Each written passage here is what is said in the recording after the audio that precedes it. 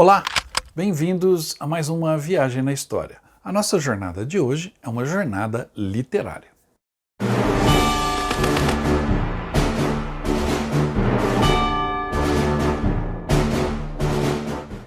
Eu estou gravando esse vídeo no final de 2022, então é hora da gente fazer a lista dos melhores. Hoje eu vou falar sobre os melhores livros de guerra que eu li durante este ano. A primeira leitura de 2022 que eu destaco foi o livro Roosevelt e Lindbergh, Aqueles Dias Raivosos. Esse livro é um livro muito importante, porque ele conta a história de um período em que os Estados Unidos estavam divididos logo antes da Segunda Guerra Mundial. A história traz os dois maiores nomes daquela época, Roosevelt e Lindbergh, cada um com uma posição política que dividiu a América naqueles tempos. E este é um livro essencial para você compreender esse período tão importante, que deixa marcas profundas na sociedade americana até hoje. Para quem leu o outro livro, a biografia espetacular do Charles Lindbergh, que foi publicada no Brasil pela Companhia das Letras, este livro, Roosevelt e Lindbergh, complementa a biografia do Lindbergh, porque do Roosevelt a gente já sabe tanto e tem tantos livros bons também. Mas a disputa ideológica dos dois marcou o período e merece ser conhecida. Os anos que antecederam a entrada dos Estados Unidos na Segunda Guerra Mundial foram bastante conturbados, principalmente para os dois homens mais poderosos do país naquela época. De um lado estava o presidente Franklin Delano Roosevelt, um defensor da entrada dos Estados Unidos no conflito para tentar combater os avanços da Alemanha nazista no território europeu. De outro lado, o aviador Charles Lindbergh, líder não oficial e porta-voz do movimento isolacionista americano, que conquistava, naquela época, cada vez mais adeptos no Congresso e na opinião pública, mas recebia acusações de apoio ao nazismo. É neste contexto que a experiente jornalista Lynn Olson cobre os fatos que ocorreram entre 1941 e recria os anos intensos de brigas internas na Casa Branca que tiveram seu ápice no ataque a Pearl Harbor. Com várias fontes inéditas, uma pesquisa histórica acurada e uma narrativa que lembra os melhores thrillers, o livro Roosevelt e Lindbergh,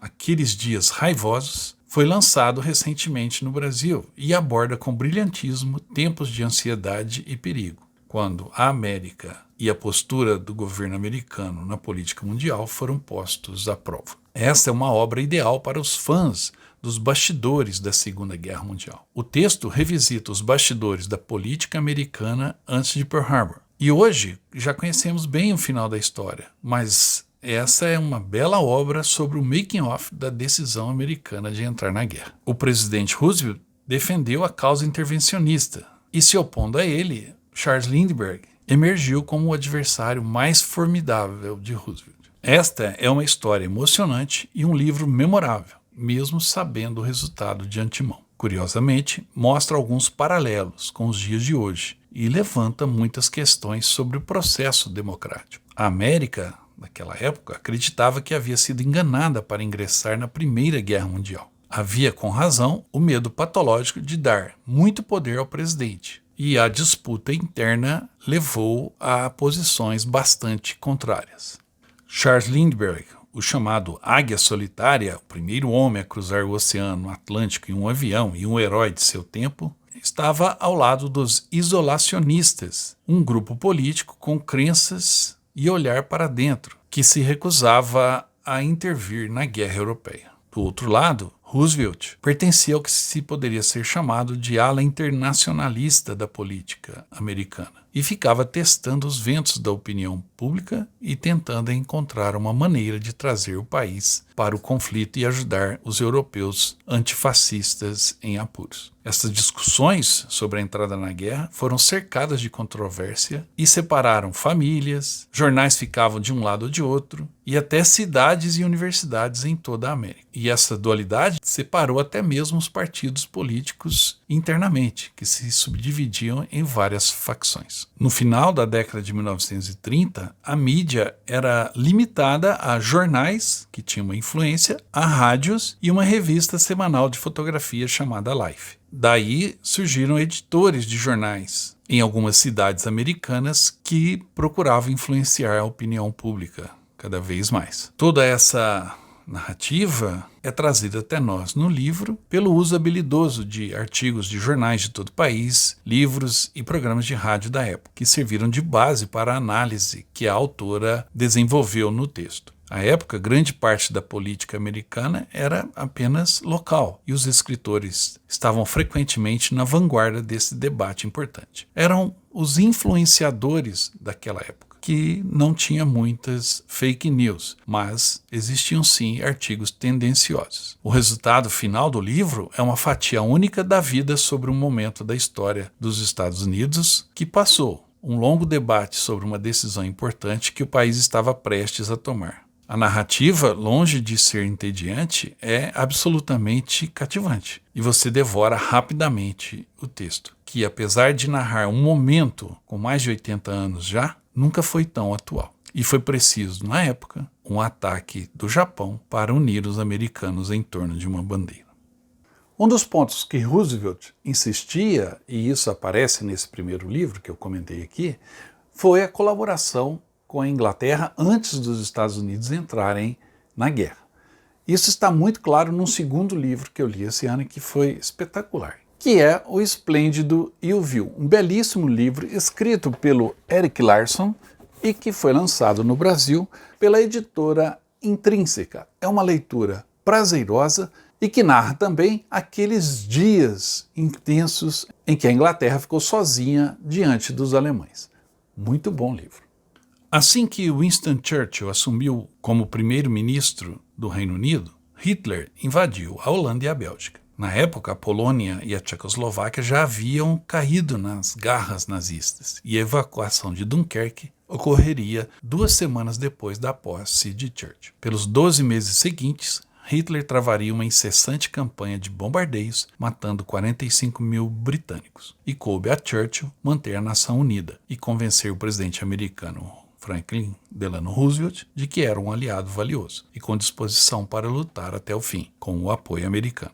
Em O Esplêndido e o Vil, este livro espetacular lançado este ano, Erik Larson conta a história de como a façanha de Churchill de resistir aos alemães foi realizada durante o primeiro ano de seu mandato, resgatando a civilização ocidental no limite do abismo e deixando-a livre para continuar lutando. Através do uso de diários íntimos, de documentos públicos recém-divulgados e de livros da época, Larson transformou o registro destes 12 meses turbulentos, que se estendem de maio de 1940 a maio de 1941, em um livro que é fresco, rápido e profundamente comovente. Quando olhamos para trás da história, os eventos mais dramáticos, como o voo solo de Rudolf Hess para a Escócia, o ataque a Pearl Harbor, muitas vezes ofuscam todo o resto. Mas as mãos hábeis de Larson mostram a conexão essencial que as palavras criaram entre os poderosos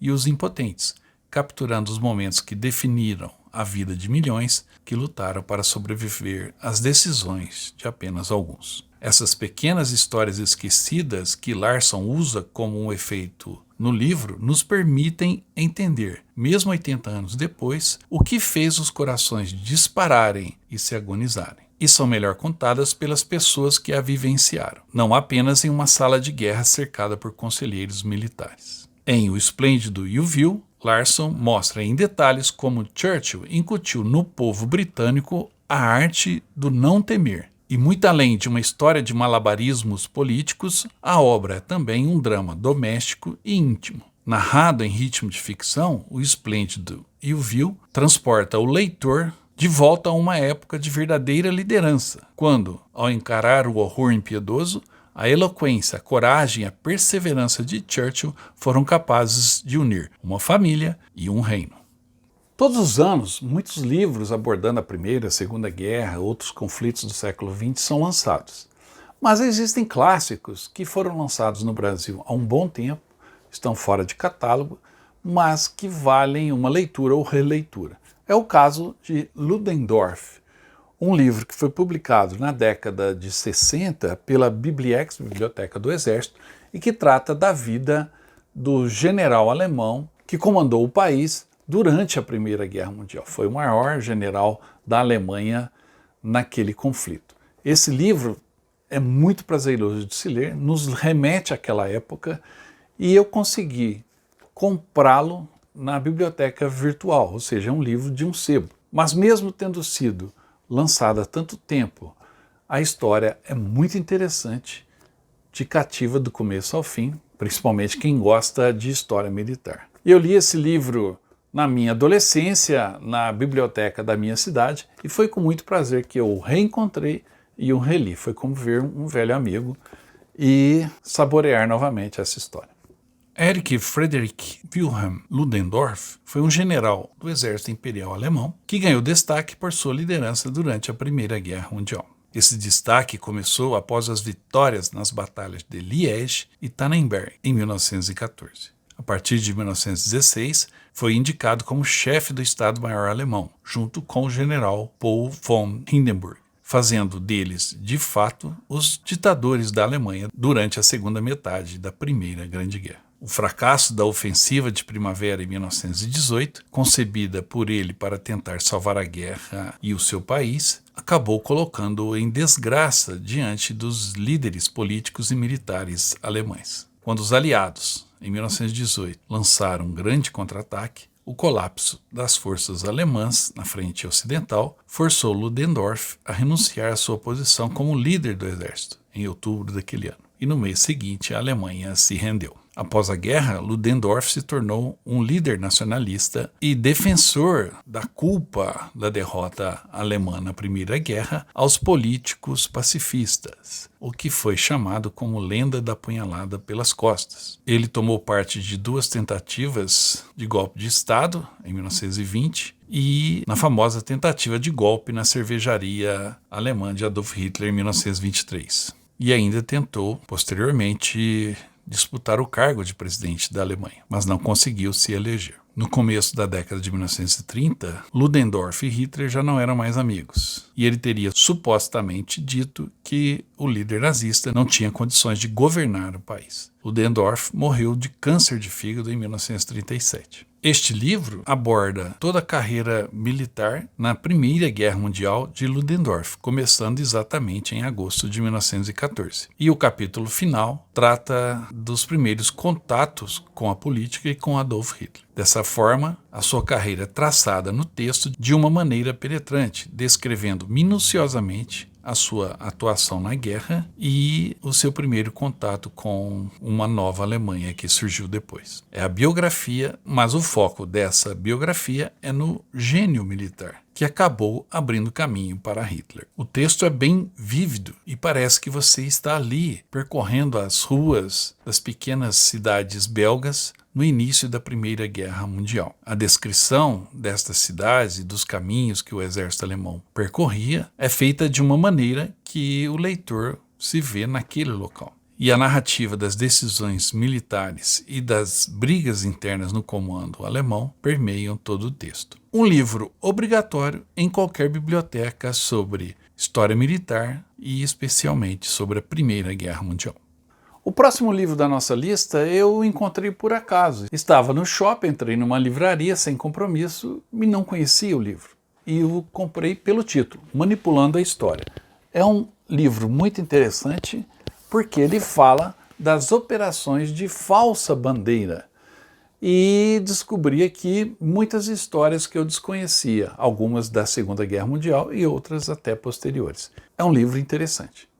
Inúmeras vezes, a história mundial foi manipulada com o objetivo de mudar seu curso e, consequentemente, transformar mentiras absurdas em verdades absolutas. Fazendo uso de estratagemas que um país atribui a um terceiro, a fim de impor intervenções duvidosas, desestabilizar a ordem e desviá-la a seu favor, e até mesmo para justificar ações bélicas. Este livro, Manipulando a História, é profundamente documentado e fruto de um rigoroso trabalho de jornalismo investigativo que percorre a história recente por meio de operações organizadas por estados, serviços secretos e até entidades ocultas com o único intuito: manipular certos acontecimentos a favor de interesses escusos. O autor Eric Frattini nos apresenta, com base em documentos confidenciais tornados públicos recentemente e dezenas de imagens dos principais protagonistas e eventos, as maiores operações de falsa bandeira do mundo. Manipular a verdade, distorcer fatos, criar falsos inimigos, ludibriar a opinião pública são estratégias antiquíssimas, mas ainda hoje extremamente comuns e eficazes, principalmente em tempos da internet e das fake news. Em Manipulando a História, o leitor irá descobrir que nem tudo que se sabe sobre a história contemporânea é o que parece ser. Eric Frattini, apoiado em descobertas, em documentos secretos e imagens dos protagonistas, nos desvenda as principais operações de falsa bandeira do mundo contemporâneo. Um outro livro que eu tive muito prazer de ler foi a história do Soldado Silva. O Soldado Silva é o pai do João Baroni. O João Baroni vocês conhecem, é o baterista do Paralamas do Sucesso e que também já tocou para outros artistas como Kid Abelha, etc. E ele é um fanático pela história da Segunda Guerra Mundial.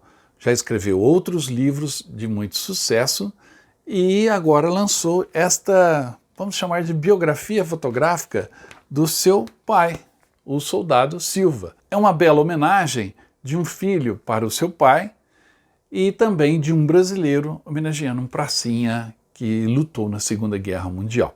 E é principalmente um exemplo do que nós deveríamos fazer para todos os pracinhas. O livro é muito interessante, de fácil leitura, bem ilustrado e principalmente um incentivo ao resgate da memória da Força Expedicionária Brasileira. Leia O Soldado Silva. Você vai conhecer uma página da nossa história.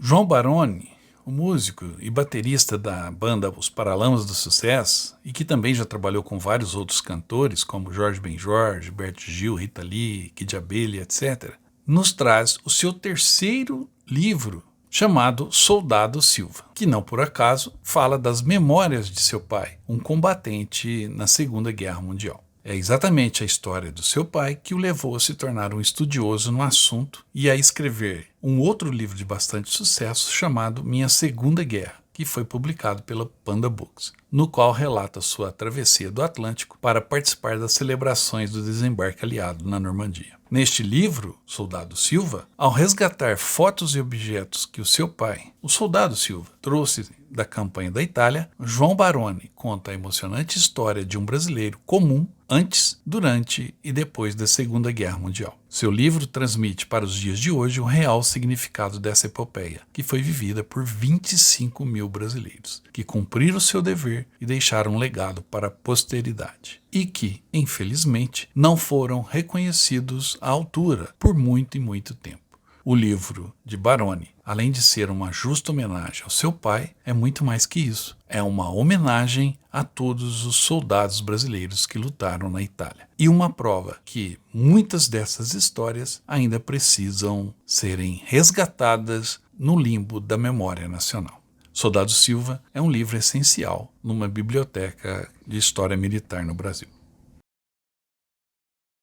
Um outro livro que eu mergulhei em 2022 e me prendeu do começo ao fim foi o livro de Max Hastings sobre a Guerra do Vietnã. Este livro, muito bem escrito, nos empolga do começo ao fim e traz todas as informações que você precisa saber sobre a Guerra do Vietnã. Uma leitura que, mesmo sendo grande, o livro é volumoso, com muitas páginas, mas a cada página é uma descoberta de uma nova faceta dessa história tão importante como a Guerra do Vietnã. O Max Hastings escreveu outros livros como Inferno, sobre a Segunda Guerra Mundial, e o Catástrofe, sobre a Primeira Guerra Mundial. São livros escritos com o mesmo talento, mas em Vietnã, como ele atuou na Guerra do Vietnã como um jornalista cobrindo o conflito, ele consegue colocar na sua escrita uma pitada pessoal maior nesta bela obra. Cristalizada como um dos conflitos armados mais emblemáticos da história moderna e uma consequência da polarização criada pela Guerra Fria, a Guerra do Vietnã resultou em 3 milhões de mortes estimadas. O conflito dividiu o país entre o norte, vietnamita, apoiado pela União Soviética, e o sul, de aliados anticomunistas, como os Estados Unidos e a Austrália. Muito embora muitos pensem nessa guerra como um evento trágico para os norte-americanos, o jornalista e historiador Max Hastings o mostra como uma épica tragédia vietnamita, em que o lado vitorioso também saiu perdedor. É só lembrarmos que para cada baixa no exército americano, você contava 40 mortes vietnamitas. Dando voz a personagens reais, Hastings questiona se algum dos lados merecia mesmo ter saído vencedor. O livro, fruto de anos de pesquisa e baseado em memórias e no imenso volume de documentos, se torna essencial ao descrever elementos que podem estar no centro de muitos conflitos atuais e futuros. Max narra a história do conflito desde as primeiras escaramuças com os franceses na então chamada Indochina até grandes batalhas como de Dien Bien Phu, ainda na época francesa, e Hambúrguer Hill, já com a intervenção americana. Ho Chi Minh e Giap, os principais líderes militares vietnamitas, recebem um merecido destaque, com alguns dados biográficos incluídos. No texto, Hastings não esconde seu desprezo ao comunismo defendido pelo Vietnã do Norte, embora também não se mostre nada simpático ao regime do Vietnã do Sul, e narra os episódios de atrocidades cometidos por ambos os lados durante a guerra. Baseada em pesquisa bibliográfica e pesquisa de campo, com entrevistas inclusive de ex-combatentes americanos e vietnamitas, o livro é uma excelente exposição da guerra que mostrou o lado fraco do poderio militar norte-americano. Bom, espero que tenham gostado dessa minha seleção das leituras de 2022 e que você descubra aí um novo livro para ler nos próximos meses, tá bom? Se gostou, dê um like. Não se esqueça de deixar também um comentário, até sugerindo ou perguntando algo sobre os livros, e se inscreva no canal se não está inscrito. E eu volto logo com mais histórias de guerra. Até mais.